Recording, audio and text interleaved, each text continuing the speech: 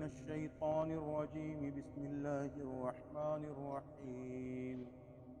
إذا جاء نصر الله والفتح ورأيت الناس يدخلون في دين الله أفواجا فسبح بحمد ربك واستغفره إنه كان توابا. صدق اللہ العلی العظیم. اس سورہ کا نام سورہ نصر ہے اور اس کو سورہ تودیع بھی کہا جاتا ہے. تودیع کا معنی رخصت کرنا، چونکہ اس سورہ میں نبی کریم صلی اللہ علیہ وسلم کی وفات کے قریب ہونے کی خبر ہے، اس کی طرف اشارہ ہے، اس لیے اس کو سورہ تودیع بھی کہا جاتا ہے. بالاتفاق یہ سورت مدنی ہے، یعنی نبی کریم صلی اللہ علیہ وسلم کے ہجرت فرمانے کے بعد نازل ہوئی ہے. جب یہ سورہ نازل ہوئی تو نبی کریم صلی اللہ علیہ وسلم نے صحابہ کرام کے سامنے اس کی تلاوت کی. صحابہ میں حضرت صدیق اکبر رضی اللہ تعالیٰ عنہ، حضرت سعد بن ابی وقاص رضی اللہ تعالیٰ عنہ، حضرت عمر فاروق رضی اللہ تعالیٰ عنہ، حضرت عباس رضی اللہ تعالیٰ عنہ اور دیگر صحابہ کرام موجود تھے. جب آپ نے اس سورت کی تلاوت کی تو حضرت عباس رضی اللہ تعالیٰ عنہ رونے لگے اس سورہ کو سننے کے بعد، اور باقی حضرات تو خوش ہوئے کہ اس سورہ میں مکہ کے فتح ہونے کی خبر دی گئی ہے کہ مکہ فتح ہوگا. لیکن حضرت عباس رضی اللہ تعالیٰ عنہ رونے لگے تو ان سے رونے کی وجہ معلوم کی گئی. انہوں نے بتایا کہ اس سورہ میں یقیناً فتح مکہ کی خبر تو ہے، لیکن ساتھ ہی ساتھ پیارے آقا صلی اللہ علیہ وسلم کے دنیا سے رخصت ہو جانے کا وقت قریب ہے، اس کی طرف بھی اشارہ ہے. جب یہ بات نبی کریم صلی اللہ علیہ وسلم کے سامنے پیش ہوئی تو آپ نے اس کی تصدیق فرمائی کہ ہاں، اس سورہ میں میرے دنیا سے جانے کا وقت قریب ہے، اس کی جانب اشارہ ہے. چنانچہ تفسیر کی کتابوں میں لکھا ہے کہ اس سورہ کے نازل ہونے کے بعد اور ایک آیت وہ ہے الیوم اکملت لکم دینکم واتممت علیکم نعمتی ورضیت لکم الاسلام دینا. اس آیت کے نازل، یہ سورہ اور اس آیت کے نازل ہونے کے بعد نبی کریم صلی اللہ علیہ وسلم اس دنیا میں 80 دن رہے. کتنے دن؟ 80 دن رہے. اور یہ سب سے آخری صورت ہے جو پوری صورت کے اعتبار سے نازل ہوئی ہے. اس کے بعد اور آیتیں نازل ہوئی ہیں، صورت نازل نہیں ہوئی. صورت تو یہی آخری صورت ہے. جس طریقے سے سورہ فاتحہ سب سے پہلی صورت ہے، سورہ فاتحہ سب سے پہلی صورت ہے جو نازل ہوئی. حالانکہ ہم نے سنا ہے، پڑھا بھی ہے کہ سب سے پہلے اقرأ بسم ربک الذی خلق خلق الانسان من علق، جو 5 آیتیں نازل ہوئیں. لیکن وہ آیتیں نازل ہوئی ہیں، پوری صورت کے حساب سے دیکھا جائے تو سب سے پہلے سورہ فاتحہ نازل ہوئی. سورہ مزمل اور سورہ مدثر کی آیتیں بھی نازل ہوئی ہیں پہلے، مگر وہ آیتیں نازل ہوئی ہیں، پوری صورت نازل نہیں. سب سے پہلے سورہ فاتحہ نازل ہوئی صورت کے اعتبار سے. اسی طرح سب سے آخری صورت جو نازل ہوئی ہے وہ یہی ہے، اذا جاء نصر اللہ والفتح. پھر اس کے بعد جو ہے سورہ کلالہ نازل ہوئی. سورہ کلالہ کروں، آیت کلالہ، یسألونک عن الکلالہ جو ہے قرآن کریم میں، تو وہ جو ہے نازل ہوئی تب نبی کریم صلی اللہ علیہ وسلم کی عمر کے صرف 50 دن رہ گئے تھے. اور سب سے آخری آیت جو نازل ہوئی جبکہ حضور پاک صلی اللہ علیہ وسلم کے انتقال کے صرف 7 دن رہ گئے تھے، وَاتَّقُوا يَوْمًا تُرْجَعُونَ فِيهِ إِلَى اللَّهِ، وَاتَّقُوا يَوْمًا تُرْجَعُونَ فِيهِ إِلَى اللَّهِ. یہ آخری آیت ہے جو نازل ہوئی. اس کے بعد نبی کریم صلی اللہ علیہ وسلم صرف 7 دن باحیات. بہرحال تو یہ سورہ نصر، اذا جاء نصر اللہ والفتح، جب اللہ تعالیٰ کی مدد اور مکہ کی فتح آ جائے، وَرَأَيْتَ النَّاسَ يَدْخُلُونَ فِي دِينِ اللَّهِ أَفْوَاجًا، اور آپ لوگوں کو دیکھ لیں کہ وہ دین میں جوق در جوق داخل ہو رہے ہیں، دین میں فوج در فوج، جماعت در جماعت داخل ہو رہے ہیں، تو آپ یہ سمجھ جائیں کہ آپ کے دنیا میں بھیجنے کا جو مقصد تھا، دنیا میں رکھنے کا اور آپ کو نبی بنانے کا جو مقصد تھا، وہ مقصد مکمل ہو چکا۔ اس لیے اب آپ آخرت کی تیاری کریں تو فسبح بحمد ربک واستغفر، آپ اپنے رب کی تسبیح و تحمید بیان کیجیے، آپ اپنے رب کی تسبیح و تحمید بیان کیجیے، واستغفر ہو، اور اس سے مغفرت طلب کیجیے، انہ کان توابا، بلا شبہ اللہ تعالی بہت توبہ قبول کرنے والا ہے۔ میں نے بتایا کہ اس سورہ میں جو لفظ الفتح آیا ہوا ہے، اس سے مراد مکہ کی فتح ہے، جو سن 8 ہجری میں یہ فتح ہوئی ہے۔ سن 7 ہجری میں یا اس سے پہلے، سن 7 ہجری میں غزوہ خیبر پیش آیا ہے، سن 6 ہجری میں صلح حدیبیہ کا واقعہ پیش آیا ہے، اور 8 ہجری میں مکہ فتح ہوا۔ فتح مکہ کے وقت نبی کریم صلی اللہ علیہ وسلم کے ساتھ جو صحابہ کرام تھے، ایک بڑی جماعت تھی، تقریباً 10,000 صحابہ۔ صلح حدیبیہ کے موقع پر تو صرف 1400 صحابہ کرام آپ کے ساتھ تھے، جب آپ مکہ فتح کرنے چلے ہیں تو آپ کے ساتھ 10,000 کی جمعیت۔ صلح حدیبیہ کے ذریعے سے چونکہ جنگ بندی ہو گئی تھی نبی کریم صلی اللہ علیہ وسلم اور کفار و مشرکین کے درمیان، اس لیے صحابہ کرام کو اور اللہ کے رسول کو خوب موقع ملا اسلام کی تبلیغ کرنے کا۔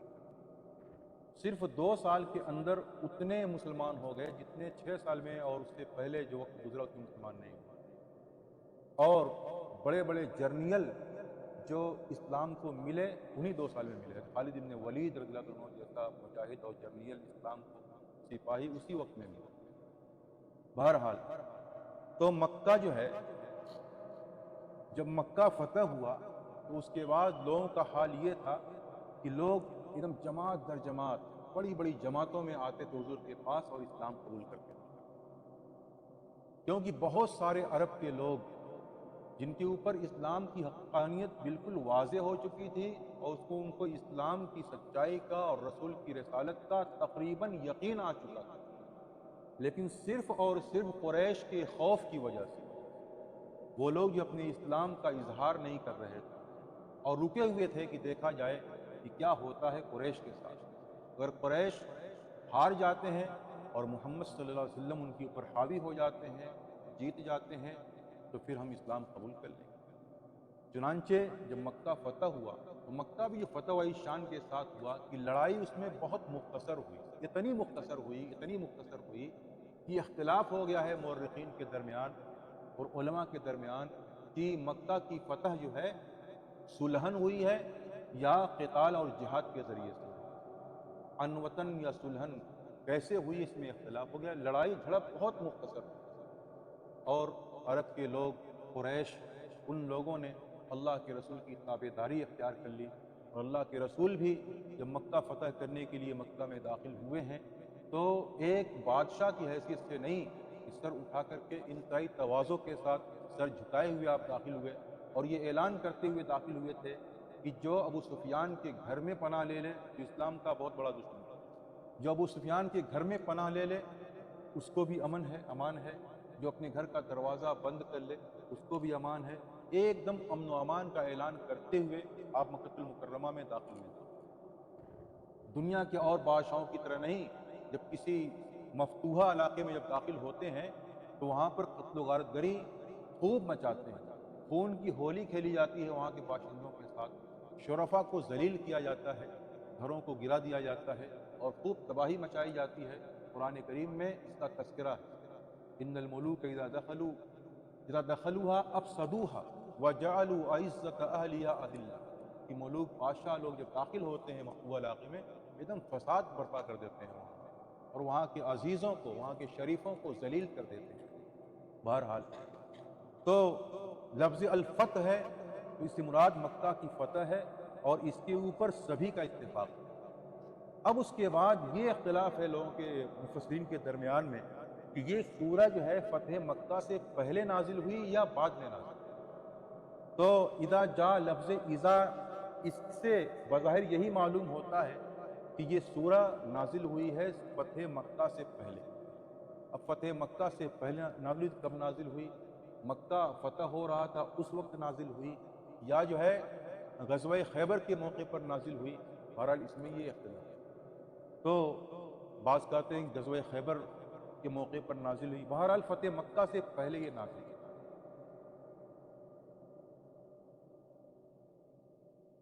تو اللہ تعالیٰ فرما رہے ہیں کہ جب اللہ تعالیٰ کی مدد آ جائے اور مکہ فتح ہو جائے اور مکہ کے فتح ہونے کے آثار بھی مرتب ہو جائیں، وہ آثار کیا کہ لوگ جو ہے اسلام میں داخل ہو جائیں۔ حضور پاک صلی اللہ علیہ وسلم کا ارادہ یا مقصد جو ہے فتح کر کے بادشاہ بننا نہیں تھا، اسلام کی تبلیغ تھی، آپ اسی کام کے لیے آئے تھے۔ وَرَأَيْتَ النَّاسَ يَدْخُلُونَ فِي دِينِ اللَّهِ، اور آپ دیکھ لیں کہ لوگ اسلام میں جوک در جوک داخل ہو رہے ہیں، پود در پود۔ چانچہ لکھا ہے کتابوں میں کہ جب مکہ فتح ہوا ہے تو اس کے بعد یمن سے 700 افراد کا قافلہ آیا ہے اور مسلمان ہو کر کے وہیں سے وہ چلا ہے، حضور سے ملنے کے لیے آیا۔ پورے راستے میں جہاں جہاں نماز کا وقت ہوا، اذان دیتے ہوئے اور نماز پڑھتے ہوئے وہ لوگ آئے ہیں اور آ کے حضور پاک سے ملاقات کی۔ اس کے علاوہ بہت سارے لوگ آئے اور جو لوگ نہیں پہنچ سکے اپنے وفود کو بھیج دیا، وفود کو بھیجا ہے، وہ لوگ آ کر کے ملاقات کی اللہ کے رسول سے اور آپ کے ہاتھ کے اوپر اسلام قبول کیے ہیں۔ اور آپ لوگوں کو دیکھ لیں کہ وہ اللہ تعالیٰ کے دین میں جوک در جوک داخل ہو رہے ہیں، تو آپ یہ سمجھ جائیں کہ آپ کا مقصد بعثت یہ پورا ہو گیا، اسی مقصد کے لیے آپ کو بھیجا گیا تھا دنیا کے لیے۔ اس لیے اب آپ آخرت کے لیے تیاری کریں، اور آخرت کی تیاری کیسے کریں؟ فَسَبِّحْ بِحَمْدِ رَبِّكَ وَاسْتَغْفِرْ، آپ اپنے رب کی تسبیح و تحمید بیان کریں۔ تسبیح و تحمید، سبح بحمد ربک، دونوں تسبیح بھی اور تحمید بھی۔ تسبیح سبحان اللہ کہتے ہیں اور تحمید الحمدللہ کہتے ہیں۔ آپ اپنے رب کی تسبیح و تحمید بیان کریں، واستغفرہ، اور آپ جو ہے اللہ تعالیٰ سے مغفرت چاہیں، مغفرت طلب کریں۔ چنانچہ اس سورہ کے نازل ہونے کے بعد نبی کریم صلی اللہ علیہ وسلم اما عائشہ رضی اللہ تعالیٰ عنہا فرماتی ہیں کہ ہر نماز کے بعد آپ یوں دعا کرتے تھے، سبحانک ربنا، سبحانک ربنا وبحمدک اللہم اغفر لی۔ اس طریقے سے آپ پڑھتے تھے کہ اے ہمارے پروردگار، ہم آپ کی تسبیح بیان کرتے ہیں اور آپ کی حمد بیان کرتے ہیں، اے اللہ آپ مجھے بخش دیجیے، آپ مجھے بخش دیجئے، اس طریقے سے۔ اور ہم سب کی ماں ہے ام سلمہ رضی اللہ تعالی عنہا، وہ بھی نقل کرتی ہیں کہ سورہ کے نازل ہونے کے بعد حضور پاک صلی اللہ علیہ وسلم اٹھتے بیٹھتے چلتے پھرتے ہر وقت جو ہے آپ اللہ تعالیٰ کی تسبیح و تحمید بیان کرتے رہے، سبحان اللہ بحمدہ پڑھتے رہے، سبحان اللہ بحمدہ، اور پڑھتے تھے کہ اللہم استغفرک واتوب الیک، اس انداز سے پڑھتے تھے کہ اللہ تعالیٰ سے مغفرت بھی چاہتے تھے ساتھ میں اور سبحان اللہ اور الحمدللہ بھی پڑھا کرتے تھے۔ اور کہتے ہیں واستغفر، آپ اللہ تعالیٰ سے مغفرت چاہیے۔ میں ایک بات بتاؤں آپ لوگوں کو کہ مغفرت جو ہوتی ہے گناہوں کی بخشش کو کہا جاتا ہے مغفرت۔ تو جتنے بھی انبیاء کرام آئے ہیں وہ سارے کے سارے انبیاء کرام گناہوں سے معصوم ہیں، ان سے نہ چھوٹے گناہ ہو سکتے ہیں نہ بڑے گناہ ہو سکتے ہیں۔ اسی پر سوال پیدا ہوتا ہے کہ جب آپ سے گناہ ہو ہی نہیں سکتا تو پھر مغفرت اور بخشش چاہنا کس چیز سے؟ جب آپ سے گناہ ہی نہیں ہونا، نہ گناہ ہو سکتا ہے، نہ چھوٹا گناہ نہ بڑا گناہ، پھر آپ سے یہ کیوں کہا جا رہا ہے کہ آپ اپنے رب سے مغفرت طلب کیجیے؟ تو یہاں یہ بات سمجھنا چاہیے کہ انبیاء کرام جو ہیں گناہوں سے معصوم ہوتے ہیں، ان سے گناہ نہیں ہو سکتا، لیکن خلاف افضل کام، یہ کام کرنا بہتر ہے، اس کے مقابلے میں یہ بہتر نہیں ہے۔ تو نبی سے یہ ہو سکتا ہے کہ کہ خلاف اولا کام ہو جائے. جو کام بہتر کرنا نہیں تھا، جائز وہ بھی تھا، گناہ نہیں تھا کرنا اس کا، جائز وہ اس کا بھی کرنا تھا، لیکن بہتر وہ نہیں تھا، بہتر اس کے مقابلے میں دوسرا کام تھا. اور نبی سے وہ کام ہو گیا جو بہتر، جائز تو تھا لیکن بہتر نہیں تھا. تو اس خلاف اولا کام اور خلاف بہتر کام جو آپ سے صادر ہوئے ہیں، تو آپ ان سے اللہ تعالیٰ سے بخشش اور معافی چاہیے. بعض مرتبہ ایسا ہوا ہے، جیسے ایک مثال میں دیتا ہوں، اس سے آپ کو اندازہ ہو جائے گا. ایک مرتبہ نبی کریم صلی اللہ علیہ وسلم کفار و مشرکین کو سمجھانے میں لگے ہوئے تھے. ان کو سمجھا رہے تھے وہ ایمان قبول کریں، اسلام لے آئیں. اتنے میں ایک نابینا صحابی عبداللہ ابن ام مکتوم رضی اللہ تعالیٰ عنہ تشریف لائے، اور مسلمان تھے پہلے سے، اور وہ نابینا تھے، وہ دیکھ نہیں پاتے تھے، نابینا، اندھے تھے. آپ یہ بڑے بڑے سرداروں کو سمجھانے میں لگے تھے، آپ یہ سوچ رہے تھے یہ لوگ مسلمان ہو جاتے ہیں تو ان کے اثر سے بہت سے لوگ مسلمان ہو جائیں. پر وہ آئے اور آ کر کے کہا کہ علمنی یا رسول اللہ، اے اللہ کے رسول مجھے سکھلا دیجئے، مجھے دین سکھلا دیجئے، دین بتا دیجئے. تو حضور پاک صلی اللہ علیہ وسلم کو اس وقت ان کا آنا ناگوار ہوا، اور آپ نے یہ سمجھا، اپنے طور پہ یہ سمجھا کہ یہ عبداللہ جو صحابی ہیں یہ بھی بیمار ہیں، اور یہ جو کفار بیٹھے ہوئے ہیں یہ بھی بیمار ہیں. یہ کفار سنگین مرض میں ہیں اور ایمرجنسی والے ہیں، اور یہ جو ایمرجنسی والے نہیں، یہ نزلہ زکام والے ہیں. اور ظاہر سی بات ہے، دنیا کا اصول ہے، بھی ڈاکٹر کے یہاں جائیں، جو ایمرجنسی والا ہوتا ہے ڈاکٹر پہلے اس کو دیکھتا ہے، اور جو لوگ نارمل ہوتے ہیں ان کو چھوڑ کر اس کو پہلے دیکھتا ہے. حضور نے یہی سمجھا کہ یہ جو ہے زیادہ سنگین بیمار ہیں، یہ ہلکے بیمار ہیں، ان کو تو بعد میں بھی ہم بتا سکتے ہیں، ان کا علاج ہو سکتا ہے. ان کا علاج نہ ہوا فوراً تو دقت. آپ نے یہ سمجھ کر کے اور انہی کے ساتھ لگے رہے، ان کی طرف کوئی توجہ نہیں دی. اللہ تعالیٰ کو یہ انداز آپ کا پسند نہیں. حضور نے دیکھو یہ دو کام تھا، ان کی طرف توجہ کرنا، ان کی طرف توجہ کرنا. حضور نے توجہ ادھر دی اپنے اجتہاد سے، اللہ کو یہ چیز پسند نہیں آئی، اور اللہ تعالیٰ نے پیار بھرے انداز میں ان کے اوپر عطاف فرمایا اور کہا عبس وتولی ان جاءہ الاعمی وما یدریک لعلہ یزکی او یذکر فتنفعہ الذکریٰ. یہ سورہ اس وقت نازل ہوئی، اس کی ابتدائی آیت. عبس وتولی، پیغمبر چی بجبی ہو گیا، پیغمبر کی پیشانی پہ سلوٹیں پڑ گئیں. جس طرح ناگواری جب ہوتی ہے تو پیشانی پہ سلوٹ پڑ جاتی ہے، سلوٹیں پڑ گئیں. وتولی، اور چہرہ پھیر لیا. کیوں؟ ان جاءہ الاعمی، اس لیے کہ ان کے پاس ایک نابینا صحابی آیا. وما یدریک لعلہ یزکی، اللہ بڑے پیار کے نام میں کہتے ہیں وما یدریک، آپ کو کیا معلوم، کیا خبر، ہو سکتا ہے یہ سمجھ جائے. وما علیک الا یزکی، آپ کے ذمے، آپ کے اوپر نہیں ہے سنوارنا. بہرحال حضور نے یہ سمجھا، اس طرح کام کر دیا. اللہ تعالیٰ کا عتاب نازل ہوا آپ کو. تو یہ آپ سے خلاف اولا کام ہوا تھا. کیا ہوا تھا؟ خلاف اولا کام. اس کے بعد لکھا ہے کتابوں میں، جب عبداللہ بن مکتوم آتے تھے آپ کے پاس، آپ ان کا بہت اکرام اور احترام کرتے تھے اور کہتے آ جائیے آ جائیے، آپ کے بارے میں اللہ نے مجھ کو عطا فرمایا. ہم ہوتے تو ناراض ہوتے گئے، تیرے ڈانٹ سننے تیرے وجہ سے، لیکن حضور پاس ان کا بہت اکرام کرنے لگے تھے. بہرحال یہ آپ سے جو ہے خلاف اولا کام ہوا. کیسے ہوا؟ دیکھیے اس وقت میں توجہ دینی چاہیے تھی انہی صحابی کی طرف، کیونکہ صحابی گھر سے چل کر کے آیا اور حضور ان کو سمجھا رہے تھے، اور وہ لوگ علاج اپنا چاہ نہیں رہے تھے. کوئی ڈاکٹر کو آپ نے دیکھا ہے کہ ایک مریض کتنا بڑا مریض ہو، راستہ چل رہا تو بولا کہ یہاں ہو، یہاں آپ کو یقین لگے گا آپ کو یہ بیماری ہے، اس کو دوا دے گا، وہ راستہ جا رہا ہے جا رہا ہے. جب وہ علاج کا طالب بن کر کے آئے گا تو ڈاکٹر کیا کرے گا؟ توجہ کرے گا. یہاں جو کفار جن کو سمجھا رہے تھے آپ، وہ علاج کے طالب نہیں تھے وہ، اور یہاں علاج کے طالب بن کر کے وہ آئے تھے. اس لیے حق یہ تھا کہ ان کی طرف توجہ دی جاتی اور ان کو چھوڑ دیا جاتا، کیونکہ حضور سے یہیں پہ خطا ہو گئی. اس کا نام ہے اجتہادی خطا، اور پیغمبر سے اجتہادی خطا ہو سکتی ہے لیکن اس خطا پر ان کو باقی نہیں رکھا جاتا ہے، فوراً اللہ تعالیٰ تنبیہ کر دیتے ہیں، بتا دیتے ہیں کہ آپ سے یہ چوک ہو گئی یہاں.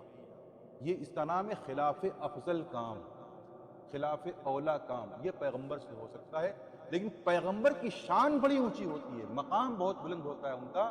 ان کے مقام اور ان کی شان کے لحاظ سے خلاف اولا کام بھی ان سے نہیں ہونا چاہیے. اور یہ خلاف اولا کام جو ہو گیا تو اس کو بھی گناہ سے تعبیر کر دیا، کیونکہ آپ کی شان اور آپ کا جو مقام ہے اس کے لحاظ سے وہ ہونا نہیں چاہیے۔ اس طرح کے کام جو ہیں آپ سے جو ہوئے ہیں، آپ ان کاموں سے اللہ تعالیٰ کے حضور میں توبہ کیجئے، اللہ تعالیٰ سے مغفرت چاہیے، وَاسْتَغْفِرْ ہو، آپ اللہ تعالیٰ سے استغفار کیجئے، مغفرت چاہیے، اِنَّهُ كَانَ تَوَّابًا، بلا شبہ اللہ تعالیٰ بہت توبہ قبول کرنے والا ہے۔ بس بسم اللہ الرحمن الرحیم، الحمد للہ رب العالمین، الرحمن الرحیم، مالک الف لام میم، اللہ لا الہ الا هو الحی القیوم، اللہم صلی علی سیدنا و شفیعنا و حبیبنا مولانا محمد وعلی آلہ وصحبہ بارک وسلم۔ ربنا ظلمنا انفسنا وان لم تغفر لنا وترحمنا لنکونن من الخاسرین۔ اللہم انک عفو کریم وتحب العفو فاعف عنا یا کریم۔ اے مولا کریم، ہم سب کی خطاؤں سے درگزر فرما دیجیے۔ العالمین ہمارے تمام چھوٹے بڑے گناہوں کو معاف فرما دیجیے۔ اللہ پورے عالم کے مسلمانوں کی مغفرت فرما دیجیے۔ اللہ زندوں کی، مردوں کی، مردوں کی، عورتوں کی، اے اللہ تمام کی مغفرت فرما دیجیے۔ اے ہم سب کے پیارے آقا، ہم سب کے ساتھ خیر کا، عافیت کا، سہولت کا اور فضل کا معاملہ فرمائیے۔ العالمین ہم سب کو نیک توفیق عطا فرمائیے، ہم سب کو اپنی مرضیات پر چلنے کی توفیق عنایت فرمائیے۔ یا ارحم الراحمین اپنی نامرضیات سے ہم سب کی خوب حفاظت فرمائیے۔ یا ارحم الراحمین تمام مسلمانوں کی اے اللہ ہر چہار جانب سے مدد فرمائیے۔ اللہ بہت سارے دشمن ہمارے پیچھے لگے ہوئے ہیں، سب سے بڑا دشمن تو شیطان پیچھے لگا ہوا ہے، نفس ہمارا ہمارے ساتھ ہے، انسانوں میں جو دشمن ہیں وہ بھی ہمارے پیچھے لگے ہوئے ہیں۔ یا العالمین تمام دشمنوں سے ہم تمام مسلمانوں کی حفاظت فرمائیے، آگے سے، پیچھے سے، دائیں سے، بائیں سے، اوپر سے، نیچے سے۔ مولا کریم ہر چہار جانب سے، ہر سمت سے ہم تمام مسلمانوں کی مدد فرمائیے۔ مولا کریم بالخصوص فلسطینی بھائی بہنوں کی مدد فرمائیے۔ اے اللہ جہاں جہاں جہاد ہو رہا ہے، جو مجاہدین جہاد کر رہے ہیں آپ کے کلمے کو بلند کرنے کے لیے، آپ کے اپنے حق کی حفاظت کے لیے، اپنا حق حاصل کرنے کے لیے، مولا کریم ان سب کی خوب مدد فرمائیے۔ اللہ آپ ان کے مددگار بن جائیے۔ اے ہمارے مولا، اے ہم سب کے کریم آقا، پوری دنیا مل کر کے اسلام کو ختم کرنا چاہتی ہے، مسلمانوں کو ختم کرنا چاہتی ہے، اے اللہ ہمیں یقین ہے یہ ختم نہیں کر پائیں گے۔ اے اللہ جو ظلم و زیادتی کر رہے ہیں مولا کریم ان سے ہم سب کی حفاظت فرما دیجئے، اسلام کا بول بالا کر دیجئے اور کفر کا منہ کالا کر دیجئے۔ یا ارحم الراحمین، یا اکرم الاکرمین ہم سب کو نبی اکرم صلی اللہ علیہ وسلم کی شفاعت حاصل کرا دیجئے۔ یا ارحم الراحمین ہم سب کو قیامت کے دن ہمارے نام اعمال داہنے ہاتھ میں عطا فرمائیے، پل صراط پر بجلی کی طرح گزار دیجئے، جنت الفردوس میں اعلیٰ مقام عطا فرمائیے۔ اللہ العالمین جہنم کے عذاب سے بچا لیجئے، قبر کے عذاب سے بچا لیجئے، اللہ موت کی سختیوں سے اور حادثاتی موت سے ہم سب کی حفاظت فرما لیجئے۔ یا ارحم الراحمین ہر قسم کی بیماریوں سے، ہر قسم کے گناہوں سے، ہر قسم کی الجھنوں اور ٹینشنوں سے ہم سب کی حفاظت فرما لیجئے۔ یا ارحم الراحمین، یا اکرم الاکرمین ہمارے روزوں کو، تراویح کی نماز کو اور نفل عبادتوں کو اللہ سب کو بے حد قبول فرمائیے۔ یا ارحم الراحمین جو ایام رہ گئے ہیں رمضان کے، اللہ ان میں خوب عبادت کرنے کی توفیق عنایت فرمائیے۔ اے اللہ جو معتکف ہیں، اے اللہ ان کے اعتکاف کو قبول فرما لیجئے اور صحیح ڈھنگ سے سنت کے مطابق اعتکاف کرنے کی توفیق عنایت فرمائیے۔ یا ارحم الراحمین، یا اکرم الاکرمین مانگنا آتا نہیں، اللہ جو کچھ مانگا ہے وہ بھی جو مانگنے سے رہ گیا بشرطے کہ ہم سب کے حق میں خیر اور بہتر ہو، بغیر مانگے محض اپنے فضل و کرم سے ہم سب کو عطا فرمائیے۔ یا ارحم الراحمین، یا اکرم الاکرمین اس درس قرآن کو بے حد قبول فرمائیے۔ اے اللہ اس کو میرے لیے، میرے اساتذہ کے لیے، والدین کے لیے، سبھی کے لیے اے اللہ نجات کا ذریعہ بنائیے۔ یا ارحم الراحمین ان ٹوٹی پھوٹی دعاؤں کو محض اپنے فضل و کرم سے نبی اکرم صلی اللہ علیہ وسلم کے صدقہ و طفیل میں قبول فرما لیجئے۔ ربنا تقبل منا انک انت السمیع العلیم وتب علینا انک انت التواب الرحیم۔ صلی اللہ تعالی علی خیر خلق محمد وعلی آلہ وصحبہ وازواجہ وذریاتہ وآل بیتہ اجمعین برحمتک یا